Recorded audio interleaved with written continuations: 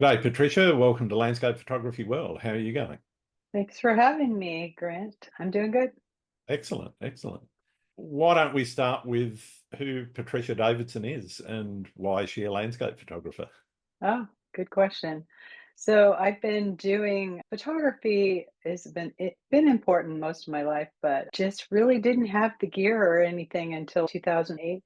And once I got the gear, instead of a point and shoot, it was like addiction. I lived at the time on the Southern Oregon coast. Okay. So I've lived there for over 20 years. I no longer live there. But that's where I just, it was so beautiful. I was just always running out to the beaches. And then on the weekends, I had a full time job as a web developer, and I would run out to the Columbia River Gorge or Sure, sure. forest in the Pacific Northwest and photograph waterfalls. Flowing water has always been my favorite thing to photograph, although lately it seems like trees and fog I really enjoy. But that's how I got my start. Awesome. And what do you think's really influenced your photography more than anything else? Is it a person? Is it a place? Oh gosh, lots of people have influenced me. I've been lucky enough to know a lot of photographers over Mhm. the years and be able to shoot with many that are pretty good photographers, probably many. And just, I guess the biggest influence has just been nature. I'm just love being outdoors. I love to hike. My Oh. husband loves to hike with me, so we're out doing that quite a bit. And in terms of inspiration, nature's obviously a big part of it. Is there something more than just a pretty scene? What is it that sort of makes you want to create art? I guess is the real question is where did you, okay, I'm documenting where I am, but now, okay, I'm looking at it a little bit differently. I'm now trying to create a piece of art. Yeah, in those early years, I think I'll explain one of the things. I took a course at a community college, the So, one that I started working at years later, but I took a course on photographing like waterfalls because that was my biggest frustration. I didn't know how to photograph the waterfalls, how to capture flowing water and stuff like that. So I took this class, was it just a community ed kind of class? And once I took the class and I learned how it was like, I was just really inspired, especially because where I lived, I could go so, anywhere and find waterfalls or beaches. So, yeah, I was really inspired by probably learning it from different people and also from the web. I'm just hmm. looking to see how can I do that? How can I get the water to look like that? Yeah, sure, sure. Do you set yourself creative goals, or are you more one to just go out into the landscape and just shoot what inspires you when you find it? It's been interesting over the years because I have had goals. Like, I got to learn to do waterfalls. I got to learn to do night sky. And the funny thing about night sky is I don't even do it. I learned how and I did it for a bit. And then it doesn't seem to interest me right now. I don't know why, Oh, but being out late at night in the cold, I don't know. Maybe that's it. But I have had goals over the years. And right now, I've had a really interesting year last year. I broke my arm. oh wow. Yeah, in November.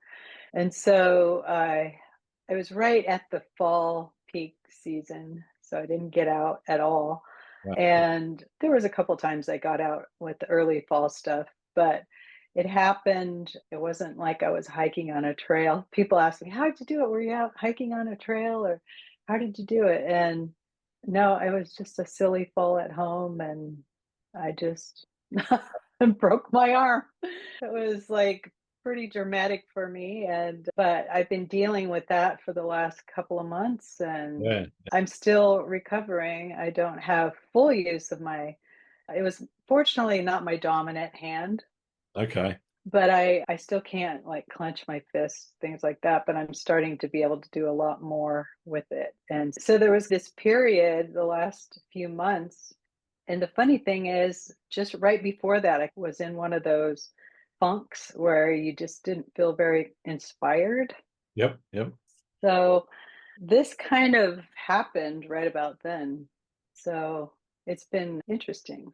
Okay. And so have you been out shooting since the break? Mhm. No, wow. I'm about ready to get out there though. I can Um, imagine. yeah. So it was painful, and they don't put you in a cast anymore. Oh, okay. Only a short time, a couple of weeks. Wow. And Okay. then I had to have surgery. Yeah. Yeah, So that I would c- take it out of you. Yeah. yeah. But just right about this time when I'm dealing with downtime, I started dabbling in other art. Water painting, I already started doing embroidery last year, just some handcrafted kind of stuff, but the watercolor is the only thing I could do when I couldn't move my hand. Sure, sure. So I feel totally inspired now. I don't know. I just anxious to get out there. So I'm planning some trips and hopefully some day trips soon too. Awesome. Yeah. So what's first on the agenda? Well, in March, mid-March, I'm going to Utah. Nice. Yeah, Cool. pretty Cool. excited about that. Yeah, no, I can imagine. It's one place I've been to Utah once, but it was a business trip, and the photography I did was stuff around Salt Lake City, not so much getting out to some of the beautiful desert areas out there. And it's somewhere that I'd love to go and spend some time. I think it'd be Oh, absolutely marvelous. you'd love it. Mm. It's just amazing. That's one of my favorite states, Utah. Haven't been there in about, oh gosh, actually 2 years ago I was there. Okay. I was at a conference speaking, and I just put 10 days in my schedule. And after the 3-day conference, I just spent some time on my own in Awesome. Utah. Yeah, fantastic. Yeah, awesome. How do you think your personal experiences or emotions have influenced the landscapes that you are choosing to shoot? I guess for me, because I feel calm when I'm out in nature, that sort of reflects in the work I do. There's sometimes living on the Oregon coast, we had dramatic storms during the winter. So when I'm out in nature, I feel calm, and it's just I feel good, like the tensions of everything is gone. So Mhm. I think that reflects a lot in my nature photography.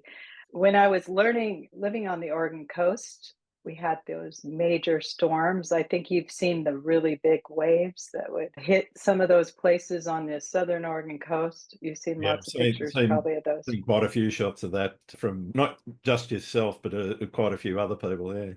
Yeah. And anyways, I was really always watching for storms, and I'd run out there, and I really enjoyed that. I haven't A lot of those I'm taking off my portfolio because they're just so old. So I'm Sure. hoping that now that I'm stable, I guess I should have said I traveled for 5 years with my husband in an RV. Okay. So Yep. that's why I moved off the Oregon coast.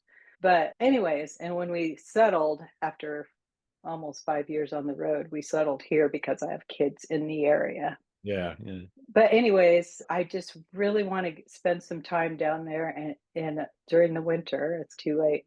Probably now we won't have too much left, but Yeah. maybe a couple of months. But maybe next year, and just get more in my portfolio because I love photographing those giant storms. It's Mm. just incredible. Yeah. No, the impact of the ocean is just amazing. Ah, I can never get enough of it personally. yeah, I love it. Uh, So. how do you connect with a place before you photograph it? Are you more instinctive and wait until you get there? Do you do a lot of research beforehand? How do you make your mind up about Yeah. where to go and stand? I do a little bit of research. Obviously, it's needed, especially if you're going out of the area. But I'm not one of those. When my husband and I lived on the road, and I just thought, okay, I quit my job as a web developer, and now I have time just to do photography. Nice. And we did plan where we were going to go and everything. But there were days that I just, okay, we're staying here because it's so beautiful, and I want to get the right light. So I'm going to stay as long as I can to get that light. I I'll bend and I'll change for whatever situation. Is there a specific landscape or a location that you keep returning to? And if so, why does it hold so much meaning for you? There's many places across the Pacific Northwest I keep going to because it's just different every time. One of the places I like is Mount Rainier in the summer. It's just trying to get the wildflowers, and I haven't had the last couple of years haven't been too good with wildflowers, but keep trying, and it's just beautiful to be there and to hike the trails there. So places like that. And then, of course, the Southern Oregon coast is my favorite, like Bandon. You'll see a lot of that in my portfolio because I lived down there. And yeah, there's just so many places I do return to every year. Yeah, yeah. And you mentioned that when you were traveling, you might stay in a place to get the right light. Do you think it's important to keep returning to places so that you do get the conditions you're looking for? I think so. I know a lot of people will replace skies and do all this, but I'm not into that. I'd rather return and get the light because when you get the light that you've anticipated, it just makes me feel great and I'm excited. So I just want to return again and again until I get it. Yeah, sure. What about once you've actually nailed it and you've got the light and everything? Is that it? Done and dusted, never go back? Sometimes it just depends where it is. Like I said, there are some places around the Pacific Northwest are little day trip for me that I just like to return to every year. Yeah, yeah. I can be like that with specific locations. There's a couple of places where I've got to, and the sky has just gone completely amazing, and the light is fantastic, and I think I'm never going to do better than that. So I tend not to go back to that specific spot again for a while. Yeah, I guess there is a place like the Painted Hills here in Oregon. I've gone there several times and I felt like I was there last year and I felt that's it, I'm done. There's other places I could be. And it's Yeah. that way with the Palouse too, that in Okay. Washington State. I've been there several times and the last time I went was 2 years ago and I had the most incredible light.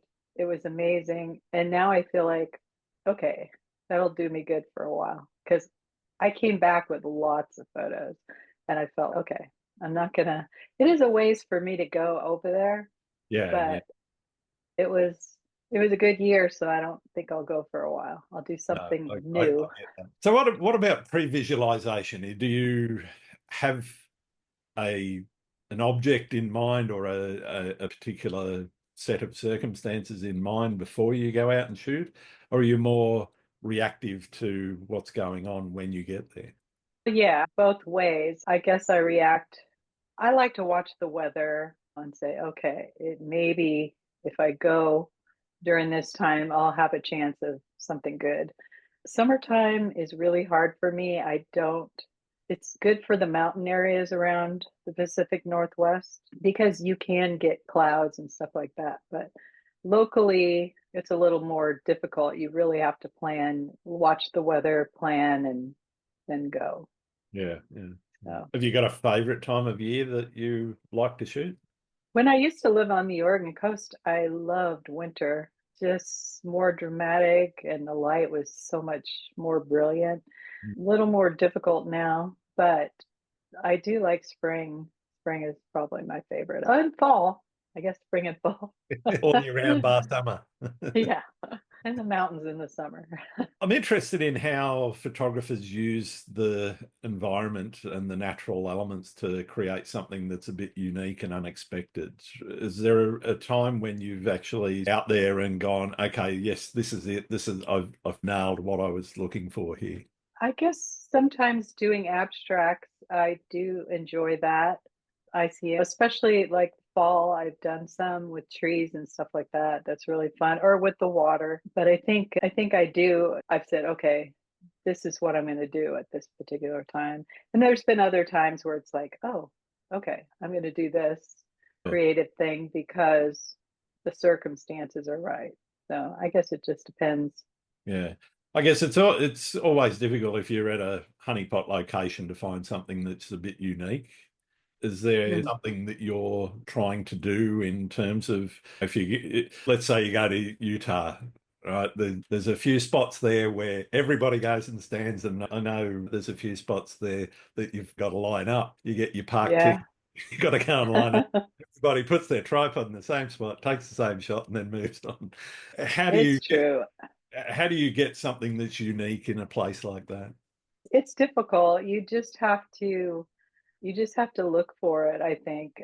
I've been more, I guess over the years, I've wanted those, and I have a lot of that in my portfolio, the favorite spot. The last couple of years, I've been wanting to do more unique, like with the fog and using a longer lens to get to zoom in on a unique scene that's not the overall grand landscape. But there's a favorite spot here in the Pacific Northwest where you go for Mount Hood. You can get fog, you have the river down below, and everybody goes there. And those pictures sell for me, so I still like to take those pictures. But it's fun to get out the longer lens and try to get those intimate landscapes.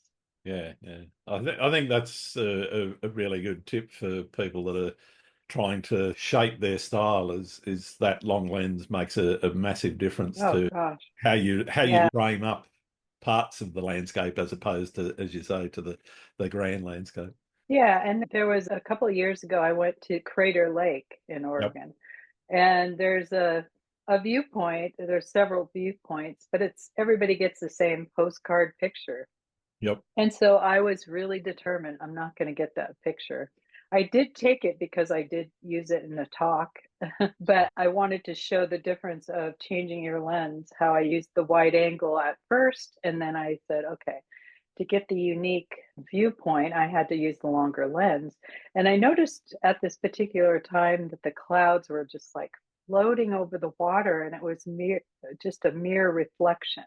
It was Mm. super calm. There's this little island out there. And so I was waiting until the clouds just came in just right. It was funny because there were these teenagers that were doing their selfies and stuff, and they were like, "What are you doing?" And I said, I'm just waiting for the clouds to get in the right position with the reflection. And I said, do you see it now? And they're like, oh my gosh. And so they get out their little cameras, they start taking pictures of it. But Awesome. but anyways, things like that. I felt really proud that I came away from there with something more unique than just Yeah, the typical shot. yeah. I think it makes a massive difference. Yeah. Yeah. How do you challenge yourself to think outside the box and experiment with new ideas or new approaches in your photography? I think just playing around and just looking to see what other people are doing, learning from other people. I still am always learning because there's a lot to learn. But I don't want to copy anymore Mhm. or like I did when I was just into photography. I just want to do more unique stuff. But I have this side of me where I like to do more unique stuff, but then okay, the stuff that sells on my website is those iconic shots. So I still have to have this balance where I'm taking those shots because people want them, people buy them, Yeah. and then I'm doing something I'm more interested in or proud of. Yeah, it's strange how certain sort of styles sell better than others, and yet you feel more creatively fulfilled by the ones that may not necessarily be so popular. Yeah. Yeah, and last year, girlfriend and I, she's a photographer too, and we planned a 15-day trip to England Okay. and the UK. We went to Wales too while we are there, but Cool. she's a real planner, so she did a lot of planning. And she also does wildlife, which I don't do a lot of wildlife. If it's there, I'll take pictures, but I don't plan it. But anyways, we were trying to go for photographing the wild garlic and the bluebells, and we hit it just right. It was Oh, amazing. But yeah. it was such an inspiring trip because it was a different landscape than what I was used to. It was a different forest style than what I was used Yeah. to. And so everything just really inspired me. I think that's why when I came home, I was a little let down because I was like, we were on a high. Every day we were like from morning to night. And sometimes we didn't even stay in the same hotel. But one night we were just there was only a couple of days that we were in a hotel more than one day, just Yeah, 2 nights instead of one night or something. yeah. So we saw a lot and we just drove all over the country. Wow. It was amazing.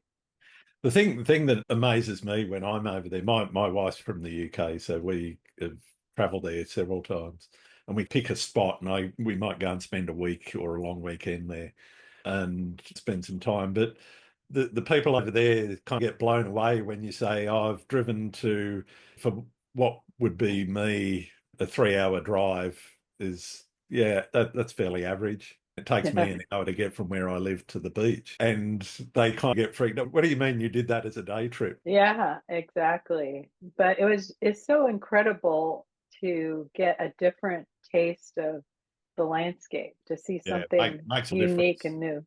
Yeah, it just felt magical. I, I think what you were saying earlier about how it affects your creativity, you do actually think a little bit, yeah, you're forced to think a little bit differently because the, as you say, the forest's a bit different, the landscape's different, the water might move slightly differently depending on where you are. Yeah, so I'm looking forward to more trips like that.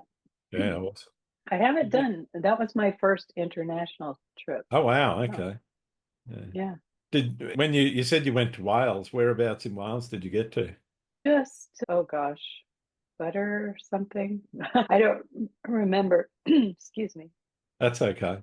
That, oh gosh, I'd have to look at my metadata. I did keep a little journal and Uh-huh. everything I wrote down so that I could put it when I was in Lightroom and get it all straight. But it was just a little tip of it. One of the disappointing things about that part of the trip was there were so many waterfalls that we were going to see, and the roads were closed Oh no. into those. I don't know what was the deal, but all the roads were closed at that time.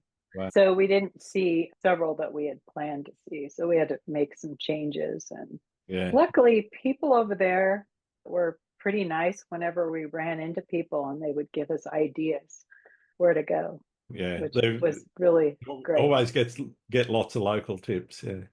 People were pretty good about that. Yeah. I love the north of Wales. The south of Wales is marvelous. Absolutely nothing against it. There's some fantastic spots there too. But the north of Wales around Snowdonia and that and the old slate mines and Yes, so forth. Snowdonia, we did go there. Yeah. That tree picture, the famous tree right there Okay, yeah, behind that's from up there. me. Awesome. Yeah, that was, oh, Snowdonia. We had 2 nights and I wished we had more time. You'd It need was, months. oh yeah, it was incredible. I told my husband, that's if we go back there, we're going to Snowdonia and places around there. Yeah, Pretty you could easily spend a week and not cover even a third of it. Yeah, yeah, pretty neat. It's beautiful. How would you define success in your photography? Oh gosh. I think when you're happy with what you're doing and you love it and you're not bored with it. And just like I said a while back when I was telling you I got a little uninspired, mainly just, I guess, during the summertime. And then this happened to me with my broken arm and the art, just bringing more art into your life. You're creative as a photographer, but when you feel like you're in a slump, try some different art because it can really inspire you. Absolutely. I feel like that is really my lesson this year that I learned, you know. How do you think photography has helped you grow or change as a person? It's just, I guess I'm more conscious of not leaving a trace in the landscape, but out in nature, being more careful when I'm out. And there was a time I felt like in the early days when I would be running around with different Pacific Northwest photographers and we might have trampled things. We Oh, weren't careful. yeah. And I guess it didn't take long where I was feeling like I just need to be more careful. I'm not going to trample on those wildflowers. I'm not going to. And I think that it's really important now because to be an example. We have so many of these people that are just wreaking havoc on the landscapes, and it's sad to see. There are places here in the Pacific Northwest where you used to see this beautiful mossy stuff growing on these little by waterfalls, and they're Sure. gone. Gone. Yeah. I think, yeah, it's one thing that has been I won't say a continual, but it's been brought up a number of times on the podcast by various photographers about the impact that foot traffic can have, being very careful about things like geotagging, letting people know where you actually got that shot. Yeah. And I think it does, there is a responsibility for us to actually do some education for people that might not be as educated about that sort of thing, and make sure that when they're out, they are leaving no trace. They're not trampling. They're not leaving all their rubbish and gear behind.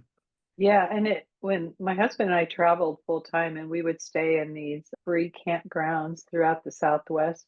Oh Sure. gosh, we would have to clean up trash. It was just unreal what people would do.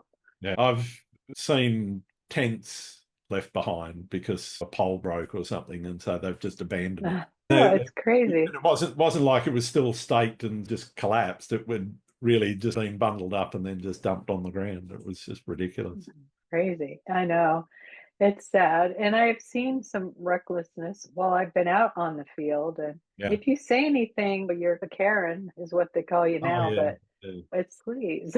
I can be a Karen myself. I was at a park in a desert location, and it was up on top of this hill for a sunset. And there's quite a few other people up there. And there was this young teenager who was picking up rocks and stacking them and occasionally knocking them over and watching them tumble down the hill. And it's, come on. Uh, So I had a yeah. word. I Oh, probably yeah. called the Karen. I don't It's care, it's but just it's it's just, instantaneously, I mean, comes out yeah. of me. I just can't help it. No, I'm the I've same. seen I saw a guy, two guys that were doing golf balls, hitting golf balls into this protected painted hills where you're not even allowed to walk on those painted hills Yeah. because it will ruin them. And they were shooting golf balls into it. And when we said something, my husband and I, at first, when we saw it, we just said, no. That was first reaction. Yeah. And then I said, this is protected land. Yeah. And one of the guys just got like this and started walking toward us. So we had to get out of there. It No way. was just like, ah, people. Yes. It just astounds me that people don't actually have their thinking brains in when they wander around in the world. It just astounds me. Yeah, I know. So you gave up being a web developer.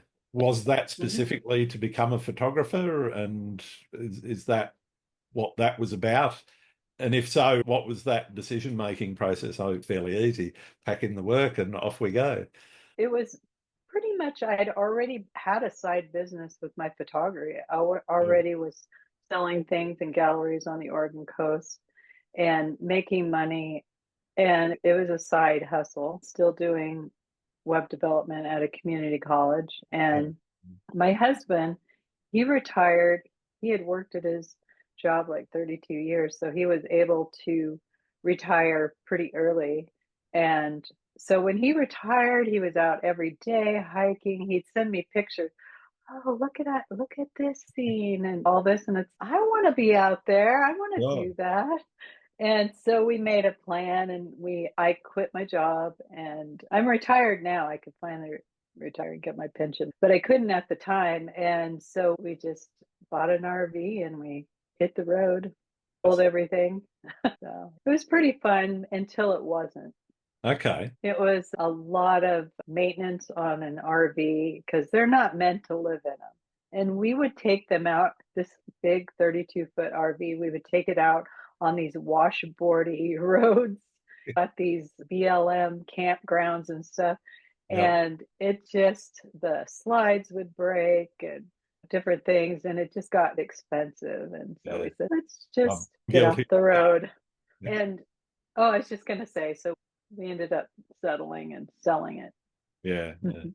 My wife and I, a year or so ago, bought one, and so we're out and about as much as we possibly can be. We've spent the last few months at home because our eldest daughter's had our first grandchild, so we've been Mhm. helping out there rather than traveling around. Yeah. This year coming up, we've got a few trips planned, so looking forward to getting out and Oh, yeah. beating up the RV again. How big is it? It's 8 meters, so I think that's roughly 32 foot. So it's Pretty good got all size. mod cons, bathroom, shower, toilet, and Mhm. the even got a washing machine in it. So it's What we found is we towed our car when we did that. yeah. And even the car, we have this Honda CRV, Hmm. and we had broken the struts on it a couple of times because we would take them out like a Jeep roads. We should have rented Jeeps, but we didn't. So Yeah. it's expensive. But anyways, we decided that we would sell it, and then we were going to get a van once we got home based. Yep. And then that was really when our economy, everything shot up, and Yeah. COVID time and everything. And so now we're saving for something like that. Yeah. We'll Nice. see. But we really want to get a van and something smaller Yeah. Yeah. because we found that we could get to more places and we don't need too much. Yeah, no, I'm with you. It is nice to have all the mod cons and have everything so that you can actually live in it for a bit. We tow a small four-wheel drive, the little Suzuki four-wheel drive, and that lets us go on the Jeep style roads. So, Yeah, exactly. So, yeah, and if we ever did get a van and we needed something like that to go, we would just rent something, I think. yeah. Have you learnt from running your photography business? Oh, it has ups and downs over the years. COVID was just actually good because people were in their offices and they were buying prints and stuff like that. It didn't really affect me because I don't do workshops. Yeah, You right. know, when I got off the road 2019, I thought, "Oh, I'm going to do some workshops, maybe Oregon coast and places like that around the Pacific Northwest." But I saw what happened to all those photographers that were depending on that income. And Yeah, I thought, I just don't need the stress at this point in my life. I don't need the money like a 30-year-old does to support a family. I have pensions. We have pensions and we don't need as much. So I just have never strayed from just selling the prints and getting income from different things, selling to medical centers, businesses, and doing talks here and there. yeah, So no, it works for me. And I like that because I have the freedom. I can go whenever I want. yeah, makes a real difference. Yeah. Yeah. Have you had a shoot where the journey or the experience was more meaningful than the actual photography? Where, wait, what do you mean? Where the photograph was nice and the photography was good, but the actual journey or the experience was actually Oh, meaningful? yeah. A lot of times you don't come back with these award-winning pictures Oh and yeah, stuff. Journey. Exactly. And the experience and just being there is always good. And yeah, that's what I tell people a lot is that, so what if you don't come back with the greatest photo ever? It's just, how did you feel while you were there? You know, yeah, and usually there's usually not a time that I don't feel good when I'm out in nature and on a photo trip. I've enjoyed every single one usually. yeah. Are there any more notable than others? Probably, I can't at the top of my head, but probably. What about horror So, stories? Have you had any close? horror stories. Yeah. Oh gosh, no, not really. I've been asked this before on a podcast, and Okay. I love to hear when people do have those kind of stories, but unfortunately, I don't have any of those great tales to tell. I have a friend that every time for a while she was going out, she would run into naked men just out in nature, and she was going to write a book or so. I said, or maybe I told her that you should write a book, but no. Or yeah, my friend also had a great story about snakes, how snakes appeared on her trail all over the place. Wow. Nothing like that has really happened to me. I've been uh, fairly lucky with snakes. We've seen a few out in the wild, but I've actually seen more in the suburbs of Sydney than I have out out in the bush. yeah, I don't know. And really, the bear stories and stuff like that, the bears usually just run off around here. Nice. Yeah. So, Well, scary that's a bear good thing. stories. I prefer no scary bear stories. Yeah, I'm with you there. How do you think landscape photography shaped your relationship with the natural world? Well, like I said earlier, I think it just made me more aware of not leaving my footprint and just being a good role model out in nature and not destroying things. Mm. But I think that's the main thing. And I think anybody that would go out in nature and just take a hike, and it changes your whole mood and everything. So Absolutely. I think I know so many photographers that are just really chill people. And it's because we're out in nature a lot. We don't let things get to us. And if we do have problems and stuff, that's the best place to go. Go to the beach, stand there and listen to the ocean. It does a lot for our mood. Absolutely. I think it's very therapeutic. There's been many people on the podcast have actually expressed how even right to the point of saving their life. And yeah, Wow. it just amazes me that more people don't do it than. Yeah, for sure. Do you prefer being out alone or with other people? It just depends. When I lived on the Oregon coast, I often would go alone because I was familiar with the area. But it's nice to have a buddy with you, and there's no shortage of buddies. And then a lot of times, like I said, my husband will go with me, and because Oh, he's a big hiker, he'll do backpacking, and we both enjoy it and something we like to do together. nice. But I have some ma- many friends where I could just call up and say, "Hey, let's go out and do this," and Yeah, awesome. it's nice. I think it's a good safety thing to actually go with a buddy. I see lots of men doing it as well. It's Yeah. not just women. Do you often bump into people that you know when you're out in the field? Yes, lots of times. Yeah, happens a lot. Pacific Northwest, there's a lot of good photographers here. Yeah, I guess there's, as we mentioned before, there's some locations where you're always going to bump into other photographers. Even when I was traveling and we were in the Southwest, Mm, ran into people that you knew from the internet. It's yeah, just yeah. incredible. Always fun. What's your editing process look like? Are you straight into it when you get home from a shoot, or do you let things wait around for a bit and wait until the excitement's ebbed and you can then sit down and take your time with it? I try to take care of it right away. I did have a big backlog when I traveled full time because we were in that RV and every day was like an adventure. And it's just, I didn't want to sit in an RV and process photos. So I had this huge backlog. And Yeah. I promised myself I would never do that again Okay. because it just took forever. So I'm better about it. But I would say that, like when we went to England, there was a lot of photos to go through, and I was excited because I knew I had some good shots.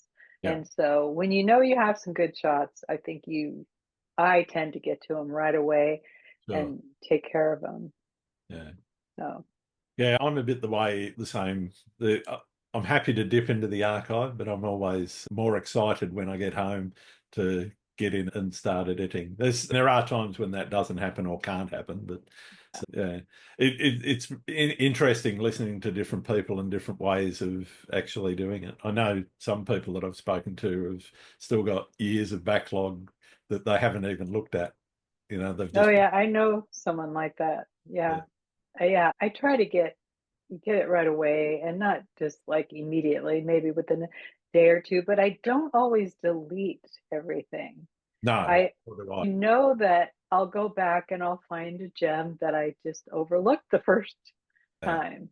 And that's what I'll go through. I'll pick out the ones I want to process and then I'll just leave it and I'll look at it later. And sometimes I go, wow, I can't believe I didn't see this one. exactly. Yeah. And that's what I've got about 8 terabytes of images hanging around on hard drives, and yeah, Yeah. Yeah. it can be a chore Yeah. going And it, sometimes. But as you say, you do find the odd gem, and you go, "Wow, I really should have looked at that one a little bit more closely." yeah. Yeah. So it's usually, but I do like to get rid of things. I don't like to keep things that are, I know it's not going to happen. There's nothing going to come out of this shot. But it's funny with the new noise AI stuff in Yeah. Photoshop and Lightroom and stuff. It's in Topaz. I use that sometimes Mhm. for the sharpening, or what's the other one? Oh, to enlarge photos, pixel. And it's just amazing, the noise stuff. I found a photo the other day. I was just thinking about the Southwest because I'm going there. And I was going through this album and I saw this picture, and it's like with the noise before was just, but I really had a wonderful time there. I loved that Yep. being there. We were camping right across from this mountain range, and the light was so incredible, but the noise, I just couldn't get rid of it. So I kept it there and I was able to fix it basically Yeah. with the technology that we have today. Yeah, So, I think that and that was something that I learned fairly early on with digital photography is shooting raw and keeping that raw. As technology progresses, you can always come back to those older images, take another look at mhm, them. And yeah, okay, you can't fix a bad composition per se, but right. you can certainly some of the technical issues because you had an earlier sensor, a 2007 sensor is not the same as a 2025 sensor. Exactly. Yeah, and that's the thing. We have better cameras now. And so my early cameras just smaller megapixels. Yeah, yeah. So, and the dynamic range on the newer cameras is so much Oh, better. it's way better than it ever used to be. Yeah. Yeah. Do you print much of your work? I do. Like I said, I sell prints. For myself, I try to rotate a few things out. I get tired of looking at my own photos sometimes. And after a while, I'll switch it out. Oh, But I tend to have art around my house that is other artists. Um, don't like in here, I have some of my own art in my office here, but I just love looking at other people's art. yeah. No, I know exactly what you mean. Yeah. So yeah, I do try to print, and I do cards too. I sell, and so I have a Epson SureColor P900 Mhm. printer, and I could print up to 16 by 24 or 17 by. You could do some panos on it, but that so I enjoy printing. It's a lot of fun. Yeah. Yeah. Yeah. So you enjoy the arcane process of playing around with print profiles and so forth, or are you a little bit Yeah. straightforward than that? I do play around, and even if I have to send it out to a lab, it's a metal print, a campus print, or something, or a larger paper print, Sure. then I still print out samples that I know it's going to turn out okay. Yeah. I think also So, selecting the right paper for the particular image can be really important. Some of those mhm. sort of darker forest ones don't do so well on the sort of fabric art paper, the matte papers. They do better in gloss or metallic, and vice versa. Some of the seascape stuff that works, depending on what it is, works better on one versus the other. And it's one thing I don't mind is actually playing around with different papers and the profiles around those and seeing how the paper itself actually impacts how the look of the print comes out. Yeah, I enjoy that too. I've often order other papers in sample because the paper company I use will have samples, and I'll Yeah. try them out. And so I have a few favorites that I tend to go with, and it just depends. I also have an Etsy shop besides my website. And so for Etsy, I do just like a luster print. I don't do any fancy papers because Okay. it's a different audience, I would Sure. say. What do you see as his place in society? Oh, it has a big place in society. I think it always has since it Mm. began. It's And this day and age, so many people have their cameras because even our phones are cameras that are Absolutely. amazing now. I think it'll always have a place. AI is changing things up, but I think eventually people are going to get tired of those weird photos. Some of them are just, I can't believe what people are thinking is real, but Yeah. I think people might get tired of those, you know. I I don't think certainly in the landscape genre, I just don't see it having it. It certainly can't replace the feeling as you've talked about, getting out into nature, sitting Mm. at your keyboard, writing a few words, just is no comparison to getting out. And yes, okay, you can make a nice image out of it, but I just don't see it being anywhere near that experience of actually being out in the world and standing somewhere as the sun rises or sets or whatever, and Yeah, you're getting that light and capturing that moment. There's something I think there's a feeling I certainly get inside that is completely incomparable to sitting at the keyboard typing a few words. Yeah. exactly. And there's some beautiful stuff I've seen with AI. Those pictures are made up of other people's pictures.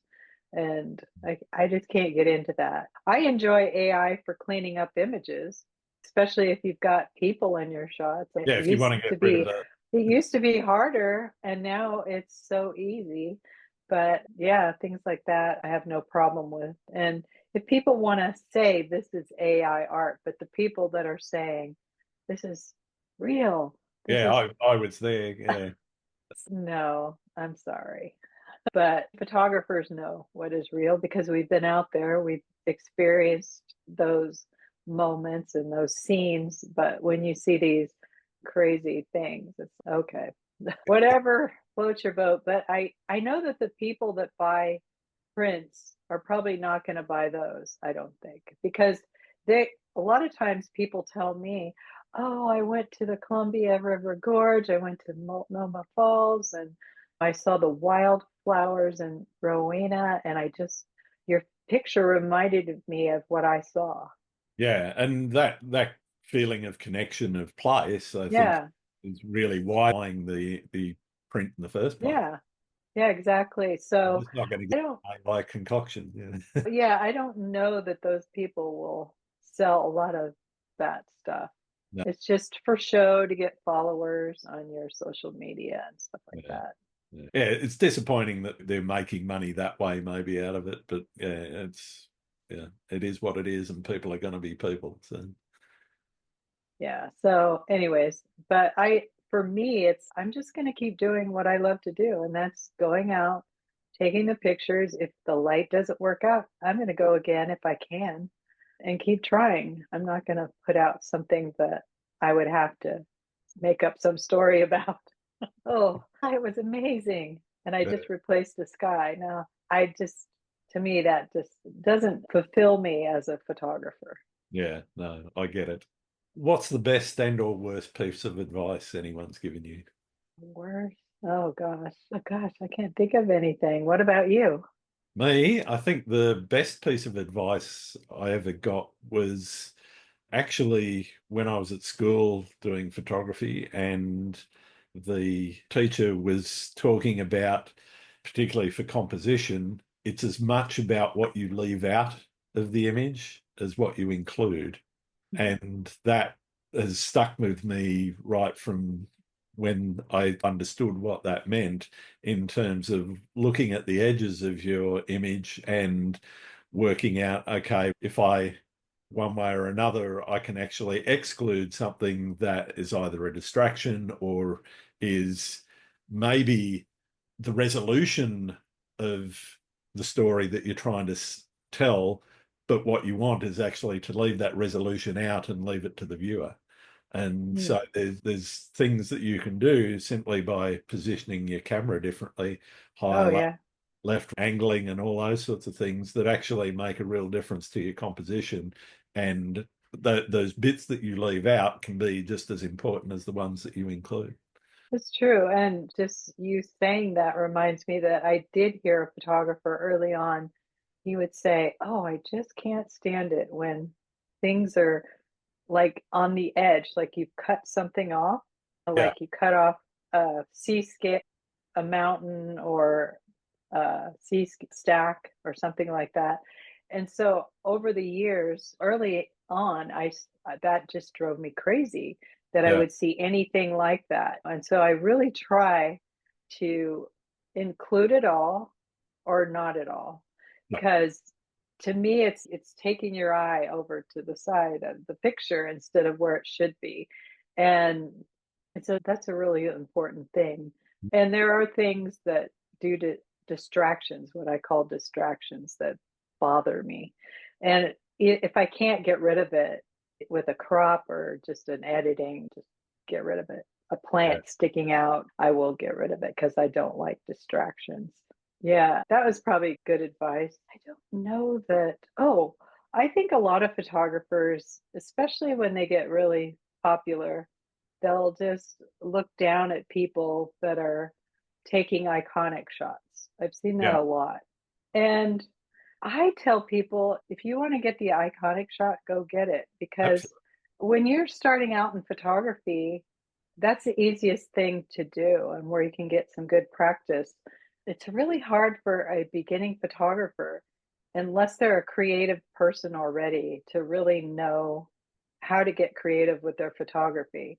And so, what is wrong with practicing on iconic locations or If you look at the art world, particularly even going back into the Renaissance, painters always had students or people working in their workshops who would either work on that particular image. I mean, the Mona Lisa is potentially not all Leonardo da Vinci's work. I know that might right? frighten some people. There's actually another version of the Mona Lisa which was done completely by one of his students, which, Oh, if you actually look at them side by side, you might actually say that one actually looks a little bit better than Leonardo. yeah, But yeah. so for me, that mimicry or the copying is a part of learning. If you're Mhm. not taking some of those iconic shots, or you're not going to those locations and capturing your version of it, there's absolutely nothing wrong in that. No, Go for it, because it will yeah, help you. I think it will actually help you learn photography, and the lighting conditions, if it's mountains, the snow or the trees or whatever, they may be different in different times of you're the right. year to year. Your shot is your shot. And Yeah, and I think once you get that experience and then you're training your eye exactly. and you start to see those unique perspectives that you didn't see before when you were starting out. The repetition of going out to iconic places. A lot of people, especially like here in the Pacific Northwest, I do not shoot on the weekends. I just don't, because Well, you'll find all the people that are working are out on the weekends. yeah. And so some of the trails can get crowded and stuff like that. So I'll go out during the weekdays and to avoid all that. But when somebody has a 9 to 5 job and that's the only time they have. Exactly. And so they'll go out on the weekend, and the more practice you have and going out and shooting, the more you're training your eye to be more creative. That's the way I feel. Yeah, absolutely. Can't disagree with you there. I'm going to have to wrap up shortly. I've only got a couple questions left for you. Are there any photographers that you think I should be talking to on the podcast? Oh, I don't. I should have looked at your list to see how many of my friends have been interviewed by them. Probably a few, but Probably a few. Sure. There's plenty of good photographers around here. Let's see. Have you photographed Sean Bagshaw? no. He's a good. Oh, he's Oh, great. sorry, Sean Bagshaw. Yes, I have. Oh, yeah, probably. Any of those people. I have a friend, Patricia Thomas. Her name is Patricia as well. That's the Okay, one I went to England with. She's right. about ready to retire from her job and Mhm. go full time. And she's a great person. She does wildlife and landscape photography. Awesome. And she's had some interesting stories, so you might enjoy that. Then, have you done TJ Thorne? I have, yeah. See, I'll probably list all these people that you've already done. Yeah, I'm sure. I'll try to think. I'll look at your website. I'll email you Yeah, that'd be and great. see if there's somebody that I could recommend that you haven't yet. Appreciate it. Thanks, Patricia. I've got one more question, and for many people, it's the most important question that I ask. But do you like pineapple on pizza? I do. Is that your favorite pizza? No, not really. I'm fairly neutral, and if it's on the pizza, I'll eat it. If it's not on the pizza, then that's okay too. I don't order it normally, but if it's there, it'll get eaten. I typically order just a veggie pizza. Okay, yeah. So I like a good vegetarian pizza. Thank you so much for taking some time today with us, Patricia. It's been really wonderful getting to know you. Where can people find your work? just Patricia.com. You can go find me on Instagram and now Blue Sky. Just starting out there, a couple of weeks, I guess I've been there. Instagram, all that under P. Davidson Photo. Okay, fantastic. Facebook as well. All right. Well, thank you very much, Patricia. Thank you for having me. I appreciate it. It's fun. Absolute pleasure.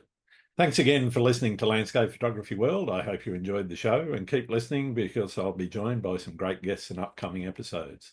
You can find my work in this podcast at gruntswinburnphotography.com along with prints and photography gear. I'm also on Vero, YouTube, Instagram and Facebook, and now Photo. Also Blue Sky. Don't forget to like and subscribe. I'm Grant Swinburne.